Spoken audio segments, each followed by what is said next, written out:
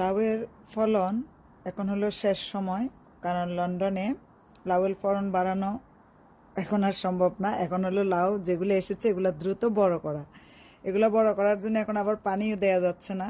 তার কারণ হচ্ছে কি, এখন বৃষ্টি হচ্ছে খুব। এই যে দেখেন অনেকগুলা লাউ এসেছে, কিন্তু লাউ আসলে কি হবে, কয়টা হবে আমি জানি না। অনেকগুলা লাউ এসেছে ডগায় ডগায়, পাতাগুলো দেখেন নষ্ট হয়ে যাচ্ছে। এগুলোর এখন আর কোনো ওষুধ নেই, কারণ এখন প্রচুর বৃষ্টি হচ্ছে।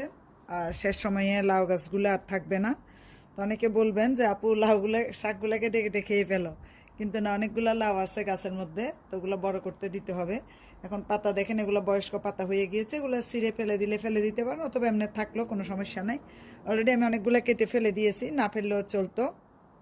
ফেলে দিয়েছি এই জন্যই যে লাউগুলো যেন বড় হয়। আবার এই লাউ থেকে আমি একটা লাউ রেখেছি, আপনাদের একটু পরে দেখাচ্ছি, আগামী বছর বীজ রাখার জন্য।